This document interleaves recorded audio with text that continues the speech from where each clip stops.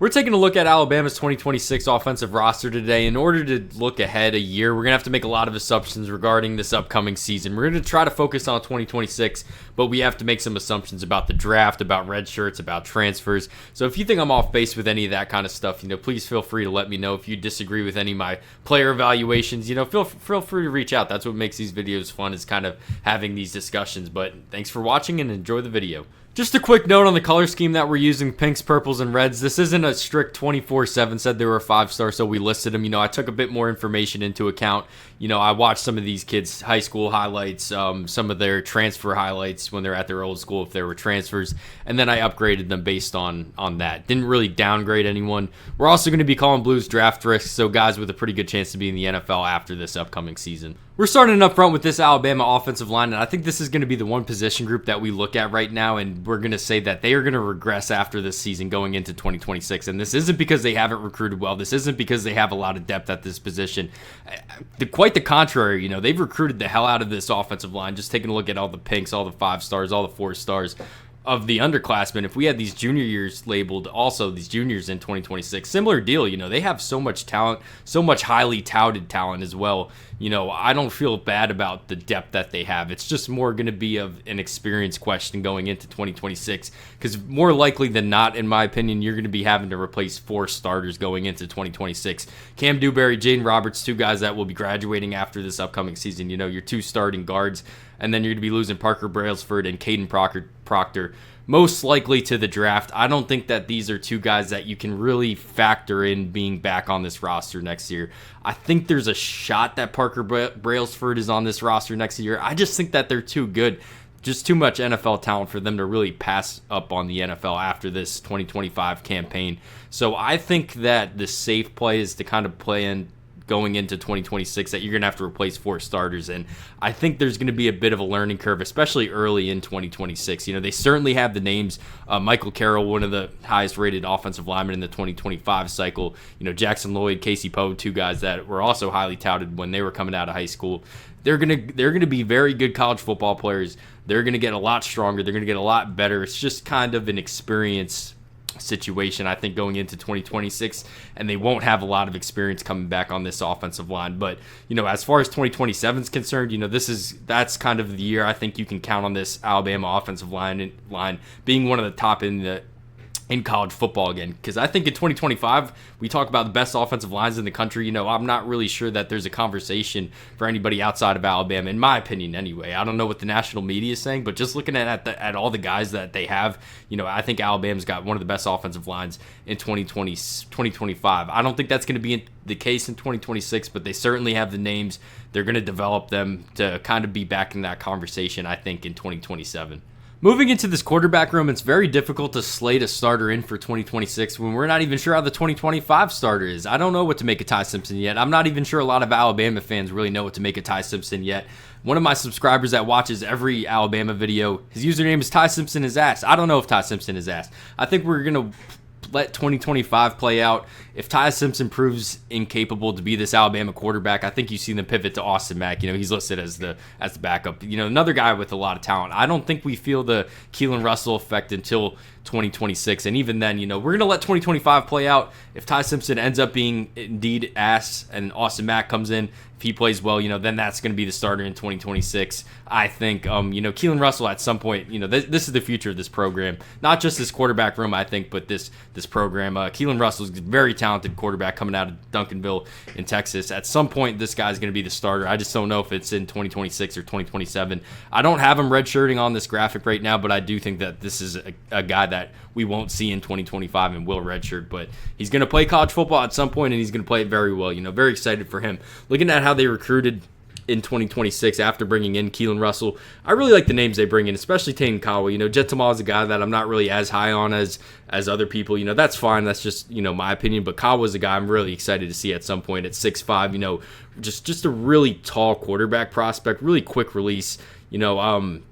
Already seems to have an understanding of defenses as a high school quarterback. I think these are 2 names that are pretty good to bring in after bringing in Keelan Russell. I talk about this all the time, but the strategies of quarterback recruiting, you just can't, especially with NIL now, you can't just bring these guys in back to back to back, these Keelan Russell level prospects. I think they're doing a good job where you bring in that big name, then you kind of take a off year. Jet Tamala, lower rated 4-star, Taden Kawa, 3-star. That doesn't mean they're not talented. They're talented as all hell. They're just not as highly touted as some of these other quarterbacks in this 2026 class. I think 27, you're going to see them be aggressive and bring in a Keelan Russell level talent. Are they going to be as good as Keelan Russell? That's a tough duty. It's tough to do that. But when we're talking about 2027, these aren't guys that are going to be slotted behind Keelan Russell for a while. Russell's a guy that's going to be in the NFL at some point, I think. It's going to be a bit of an easier sell, I think, for quarterbacks in 2027 for Alabama. I think that's the year where you're going to see them bring in one of the top talents in the country. And even if they don't do it in 2027, it's not that big of a deal because of how young Keelan Russell is. Then you're going to see it in 2028, But I feel good about how they treated quarterback in 2026. Moving on to this running back room, this is going to be a position group losing a whole lot of production going into 2026. Jam Miller is going to be your number one guy in 25. Has an NFL future ahead of him, but even if he doesn't, going to be graduating, so we can't factor him in 26. Dre Washington, another guy graduating, going to be a contributor in 2025. Looking at who will be back, Richard Young's listed on the 2 deep as the backup running back in 2025. To me, I want this 2025 campaign to be a bit of an audition for Richard Young to be this lead back in 26. I think right now he's a bit of an unproven quantity, hasn't played a whole lot of college football in a starting capacity, when it actually matters. That's going to be different in 2025. I think going into 25 into 26, we'll have a better understanding of Richard Young as a football player. If he proves to not be capable, this is another position group where they're pretty deep, I'd say. AK Deer, one of the top ranked running backs in the 25 cycle, coming out of Mississippi. Excited to see him, but I'm really excited for Xavier Crowell. Now, I'm going to tell you right now, this is a guy that reclassed.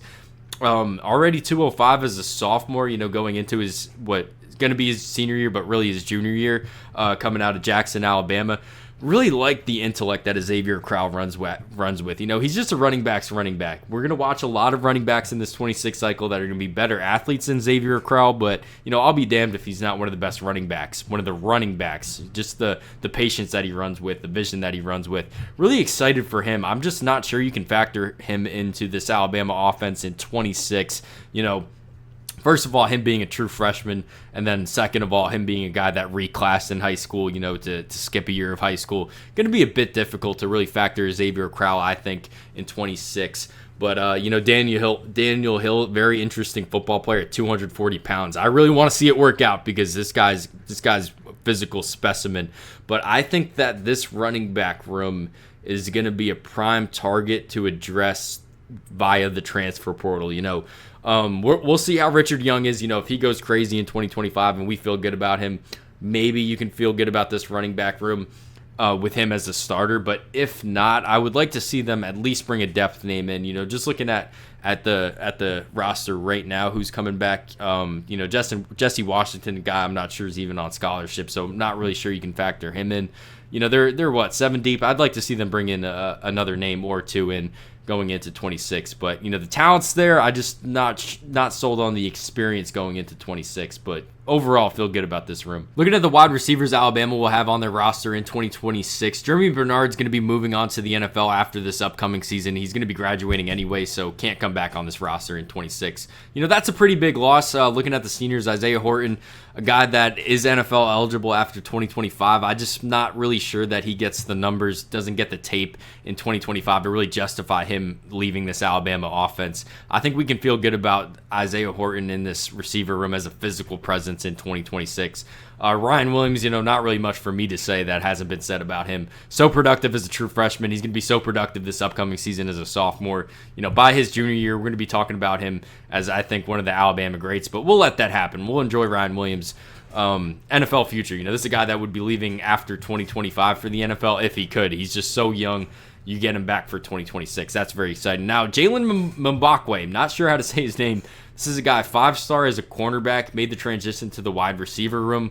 Very interested to see how he picks up the position because this is a guy with a lot of athletic talent. Just kind of trying to speed through these names. I'm not going to give him as much time as they deserve. Jalen Hale, I want to put an exclamation point on. Very excited to see him. Really like the football player that Jalen Hale is. Arian Hampton, another guy watched the high school tape, really liked him. Latsir Brooks, one of the fastest wide receivers I've ever watched at the high school level. This is a guy with explosiveness. This is a guy with long speed, just very rare speed. Now, this is a guy with that. It's going to have to develop a lot physically to see the field as as a football player, but the speed translates. This is a guy that's gonna be he is game breaking speed for sure. Derek Meadows, really like the physical presence he brings. Similar deal with Sadari Morgan coming in this 2026 cycle, but this guy's got some of the best ball skills in the country at 6'4". Really like the physical presence he brings to the football field as well. Very excited for Sadari Morgan. Doesn't really have those stiffness issues that we see with these taller wide receivers. Derek Meadows, I think this is a guy that we're talking about at 6'5", a bit more of a field stretcher. Really like the speed. I wrote down plus length. So I think that's a guy that stretches the field. Sadarian Morgan, a bit more of your possession type receiver. But looking at the other names, Owen Cable, 3-star coming out of CPA in Nashville, Tennessee.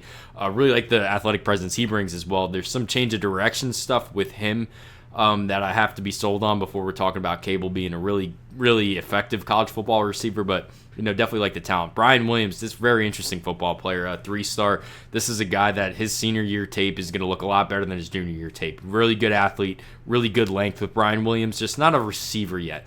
Even if he doesn't show that in high school, I think this is a guy that has a lot of upside as the Alabama staff, coaching staff kind of gets on his ass. This is a guy with a lot of upside, though, Brian Williams. Looking at this tight end room, there's going to be 4 names graduating after 2025, so I think this is another position group that we're going to talk about. Transfer portal. Not necessarily that they need talent, because I think this room certainly has talent. Marshall Pritchett, Max Sutter, these guys as pass catchers, really like their upside. But I just think that there's going to be more experience needed in this tight end room, just with 4 names graduating. The calculus, just doing the arithmetic, the numbers don't really add up. You can't really have only, I think, 8 guys in this receiver room, and a couple of these guys are even walk-ons. So I definitely think that this is going to be one to kind of focus on in the transfer portal and recruiting going forward. I wouldn't even be surprised if they're not finished in this tight end room in 2026, right? We make these videos and we forget that there's a lot that can change between now and December when these kids actually sign. But talking about Marshall Pritchett real quick, brought him in 2025, 6'6", really like the athletic talent. He's listed as 240, which I really couldn't believe, because looking at him, he's a bit gangly, but I guess I was wrong on that. But certainly think he's got the upside to be a really good pass catcher. I think that even more about Max Sutter. Not quite as long as Marshall Pritchett, but this guy's such a good route runner. In high school, we see him flex out a lot. Not a lot of inline stuff with Max Sutter, but as he works on that inline stuff, him as a blocker, this is a guy with really good receiving skill set. Sutter, looking at the names they brought in the receiver room in 2026, I kind of wanted to see them bring in one more big name, but to me, that's Max Sutter, because this guy's got 600, 700 yard upside as a wide receiver, I think, pretty early in his career, to be honest. So really like Sutter and Pritchett in this tight end room going forward. Just giving my final thoughts on this Kalen DeBoer offense going forward, how they are personnel-wise. A lot of times, I think replacing the 4 names that you're going to have to replace on the offensive line going into 2026 is very problematic. But at the same time, I think this quarterback room is going to be in a very better spot. That isn't because they're going to bring in any big names. It's all about development. And I know this is a recruiting channel. I know it's a lot of fun to follow their recruiting developments. College football is about development, and they already have the names in place. It's just about, turning Ty Simpson into a better football player, turning Austin Mack into a better football player, and then even Keelan Russell, already so talented. Going to be very interested to see how his career turns out. I just don't know I think he's going to play in 2026. I think at some point in 2026, we're going to see Keelan Russell in a starting capacity. So very excited for him. I think that's kind of how you mitigate all those offensive linemen. Moving on is that quarterback stability and the quarterback talent. So 26, I think they'll be good. Receivers look really good. Running backs look good. 27, I think, is the year we're going to talk about this Alabama offense being one of the best in the country, to be honest. And why do I say that? I think the offensive line is going to be so freaking good in 2027. I think the quarterback, Keelan Russell, is going to be so good in 2027. At that point, we're going to be talking about Brian Williams probably moving on to the NFL, but they've recruited so well at receiver besides the fact. They've recruited well at running back besides the fact. I think 26, we're going to be talking about them competing nationally. I think 27 is a year that we can really feel excited about this Alabama offense going forward. But thanks for watching. You guys let me know what you think about any of these players. Thanks for watching.